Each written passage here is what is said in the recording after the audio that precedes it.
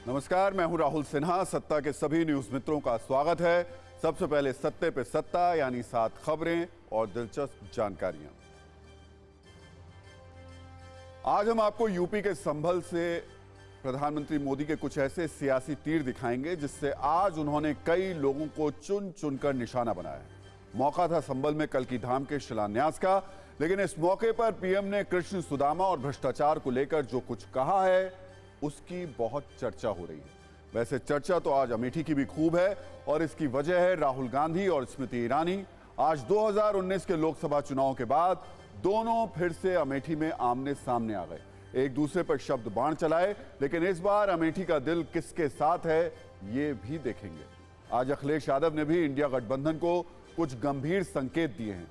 अखिलेश यादव ने साफ कह दिया कि जब तक कांग्रेस से सीट शेयरिंग पर फाइनल फैसला नहीं हो जाता वो राहुल गांधी की न्याय यात्रा में शामिल नहीं होंगे। इस खबर पर कैसे बीजेपी सियासी चटकारे ले रही है ये भी आपको दिखाएंगे, लेकिन पहले कुछ बड़ी खबरें। संयुक्त किसान मोर्चा ने केंद्र सरकार के प्रस्ताव को खारिज कर दिया है। केंद्र ने अगले 5 साल तक 4 फसलों पर एमएसपी कॉन्ट्रैक्ट का प्रस्ताव दिया था, लेकिन किसानों का कहना है कि सरकार का प्रस्ताव मांगों को भटकाने वाला है और उन्हें एमएसपी की गारंटी कानून से कम कुछ भी नहीं मंजूर है। चंडीगढ़ मेयर चुनाव पर आज सुप्रीम कोर्ट से भी बड़ी खबर आई है। चीफ जस्टिस ने अपने आदेश में लिखा कि रिटर्निंग ऑफिसर के मुताबिक उसने बैलेट पेपर पर क्रॉस के निशान लगाए थे। इसके बाद सुप्रीम कोर्ट ने बैलेट पेपर मंगवा लिए हैं। कल दोपहर 2 बजे फिर से सुनवाई होगी, लेकिन आज इस शो की शुरुआत में आपको सत्ता का सरप्राइज मिलेगा। यह खबर समंदर से उठी ऐसी बारूदी लहरों पर आधारित है जिसकी दहशत चीन और पाकिस्तान तक महसूस की जा सकती है।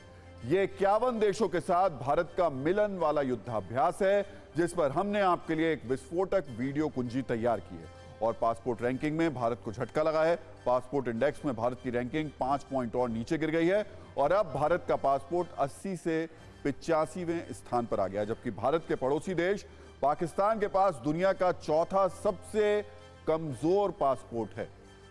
तो चलिए सत्ता की शुरुआत करते हैं और सबसे पहले भारत की उस जंगी तैयारी की खबर जो दुश्मन को डरा रही है।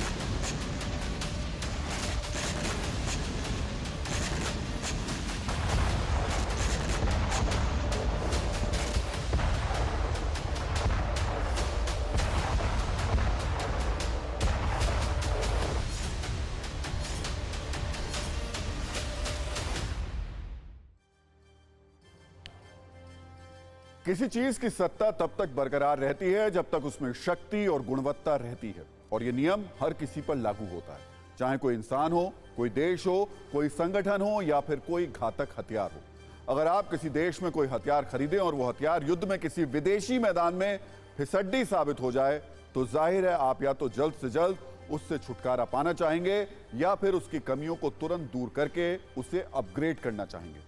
आज सत्ता में सबसे पहले एक ऐसे ही हथियार पर हमारा फोकस है जो अपने आप में भारत के डिफेंस सेक्टर और हथियारों की अंतर्राष्ट्रीय खरीद फरोख्त के एंगल से चर्चा का विषय बन चुका है। यह हथियार है T-72 टैंक। टीवी स्क्रीन पर जो तस्वीरें आप देख रहे हैं ये इस टैंक के बूढ़े होने, थके होने या फिर कहें तो आज के वक्त के हिसाब से शक्तिहीन होने का वीडियो प्रमाण है। ये टैंक पिछले 55 सालों से सेवा में है, लेकिन जो तस्वीरें बता रही हैं इससे ऐसा प्रतीत हो रहा है कि इसकी उम्र इसके नाम के साथ मैच कर रही है। T-72 टैंक किसी 72 साल के सिपाही की तरह युद्ध में व्यवहार कर रहा है। इस टैंक की नष्ट होती जो तस्वीर आप टीवी स्क्रीन पर देख रहे हैं ये रूस यूक्रेन युद्ध की है। सोचिए यूक्रेन जैसे छोटे देश के साथ 1 साल 11 महीने और 26 दिन से चल रहे इस युद्ध में ताकतवर रूस के 3000 से ज्यादा टैंक मिट्टी में मिल चुके हैं, जिनमें से T-72 टैंक की संख्या अच्छी खासी है। इसी को देखते हुए भारत ने अब T-72 टैंक को सेवानिवृत्त करने का फैसला कर लिया है। भारत में T-72 टैंक को रिप्लेस करने की तैयारी चल रही है। मतलब यह कि रूस यूक्रेन युद्ध में जो टैंक पिट गया वो अब भारतीय सेना में भी नहीं रहेगा, क्योंकि भारतीय सेना हारे हुए टैंक पर दांव नहीं लगाती है। T-72 टैंक में अब दम नहीं है, इसलिए भारतीय सेना को नया सिंघम चाहिए, यानी एक ऐसा टैंक चाहिए जो शेर की तरह युद्ध के मैदान में गरजे और अपनी जो गोले हैं तोप के उनको दुश्मन की उसकी हिम्मत तोड़ दे। भारत ने इसको लेकर तैयारियां भी शुरू कर दी हैं। दुश्मन की साजिशों और युद्ध की चुनौतियों को देखते हुए भारतीय सेना अत्याधुनिक हथियार अपने जंगी बेड़े में शामिल करने जा रही है। भविष्य को देखते हुए T-72 टैंक अनफिट है, इन्हें बदलना ही होगा। T-72 टैंक रूस यूक्रेन युद्ध में फिसड्डी क्यों साबित हुआ, इसके कारणों की वीडियो कुंजी भी हमने आपके लिए तैयार की है। पहला कारण, गोला बारूद भरने का खतरनाक सिस्टम। T-72 टैंक की मुख्य बंदूक का बारूद टैंक के बुर्ज यानी वो हिस्सा जिसमें दुश्मन पर निशाना लगाया जाता है उसके नीचे रखा जाता है। अगर इस पर सीधा हमला हो जाए तो विस्फोट की आशंका रहती है, जिससे टैंक पूरी तरह नष्ट हो जाता है। यूक्रेनी सैनिकों ने जेवेलिन और NLAW मिसाइलों का इस्तेमाल करके टैंकों के इसी हिस्से को निशाना बनाया, जिसकी वजह से रूस को भारी नुकसान हुआ। दूसरा कारण, पुराने सुरक्षा उपाय और तकनीकी खराबी जो इसके अंदर है। T-72 टैंक में आधुनिक टैंकों की तरह रिएक्टिव आर्मर यानी धातु से बने एक तरह के कवच का अभाव था। रिएक्टिव आर्मर एक तरीके से एक्स्ट्रा फौलादी प्लेट होती है जो टैंक या बख्तरबंद गाड़ियों को बचाती है। रिएक्टिव आर्मर न होने से ये टैंक जेवलिन और NLAW मिसाइलों के प्रभाव का सामना करने में सक्षम नहीं थे। कई T-72 टैंक पुराने और खराब स्थिति में थे। युद्ध के दौरान कई टैंक तकनीकी खराबी के कारण भी खत्म हो गए। तीसरा कारण, रूसी सैनिकों की ओर से रणनीतिक गलतियां भी खूब रहीं। रूसी सैनिकों को शहरी युद्ध के लिए पर्याप्त परीक्षण और प्रशिक्षण होता है वो नहीं दिया गया था। वो टैंकों को ढंग से छिपाने और दुश्मन से बचाने में असमर्थ थे। ऊपर से रणनीतिक गलती ये हुई कि रूसी सैन्यों ने टैंकों को बड़ी संख्या में खुले मैदानों में इस्तेमाल किया, जिससे वो दुश्मन का आसान लक्ष्य बन गए। खासतौर पर ड्रोन के जरिए टैंक के बुर्ज पर हमला हुआ और वो ध्वस्त हो गए। भारतीय सेना में करीब 2400 T-72 टैंक मौजूद हैं।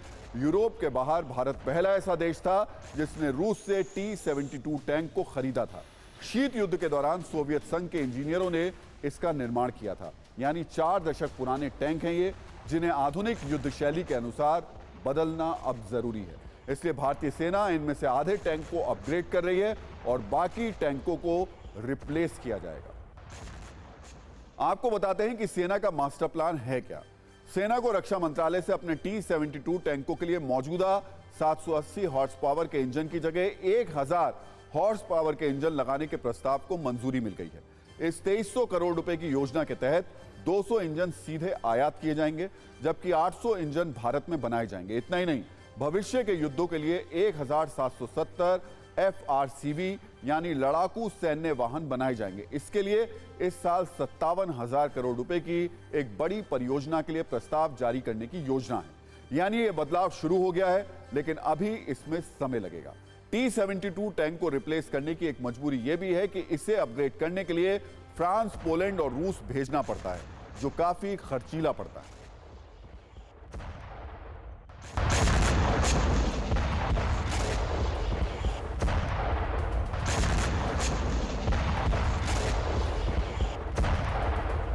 जहां तक आज की डेट का सवाल है, इस इक्विपमेंट आउट ऑफ डेट हो चुका है। ये यूक्रेन युद्ध में जरूर इस्तेमाल हुआ, लेकिन ये बहुत कारगर सिद्ध नहीं हुआ है। तमाम अन्य टैंक इसके मुकाबले में बेहतर प्रदर्शन कर रहे हैं युद्ध भूमि में, जैसे अब्राहम टैंक है, चैलेंजर है। इस तरीके के टैंक स्टेट ऑफ आर्ट हैं।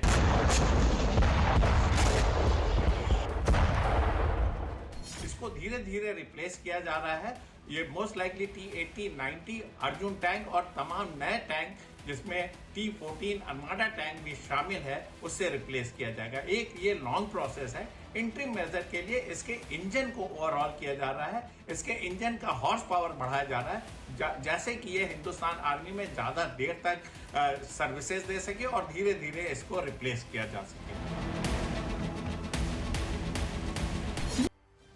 आज से करीब 2 साल पहले TV9 भारतवर्ष की टीम राजस्थान के बीकानेर में अभ्यास क्षेत्र में पहुंची थी, जहां T-72 टैंक अपना पराक्रम दिखा रहा था। सैन्य सत्ता के वीडियो एल्बम से हमने T-72 वाली एक विशेष रील तैयार की है।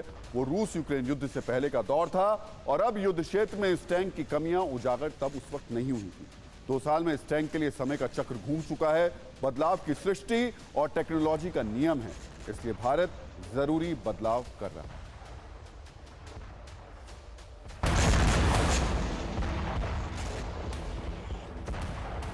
इस वक्त मैं मौजूद हूँ T-72 टैंक के ऊपर। आपको बताना चाहूंगी इस टैंक का नाम भारतीय सेना ने अजय दिया है, यानी कि एक ऐसा टैंक जिस पर दुश्मन किसी भी तरीके से हमला करे तो उसे हासिल नहीं कर सकता। अजय टैंक इसे कहा जाता है। हिंदुस्तान की ताकत पेश करता हुआ ये टैंक बेहद खास है।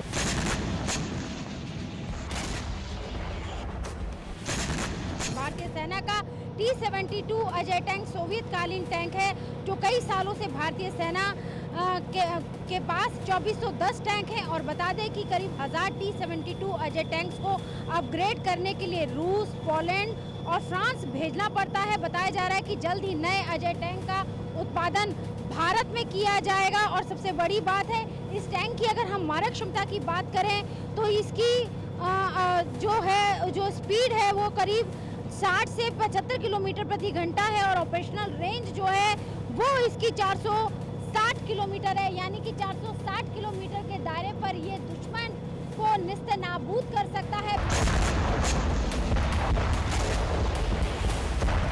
टैंक जो है ऑपरेट की जाती है, यहाँ पर जो है इसका कमांडर है। नीचे आपको बता दें इस टैंक का जो ड्राइवर है और साथ में इसके गनर होता है। इस तरीके से 3 लोग मिलकर इस पूरे टैंक को ऑपरेट करते हैं और ये भारतीय सेना की ताकत को दर्शाने वाला वो टैंक है।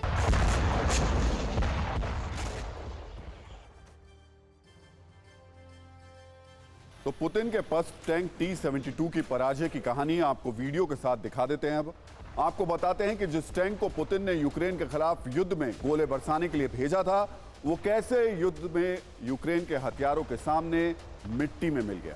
यूक्रेन के साथ जारी युद्ध की शुरुआत से ही रूस ने T-72 टैंक तैनात कर दिए थे। रिपोर्ट के मुताबिक युद्ध में रूस के 3000 से ज्यादा टैंक बर्बाद हो चुके हैं, जिनमें से 1800 T-72 टैंक हैं, मतलब 50% से भी ज्यादा। इतना ही नहीं, रूस के जंगी खजाने के 15% टैंक युद्ध के मैदान में खस्ता हाल हो गए हैं।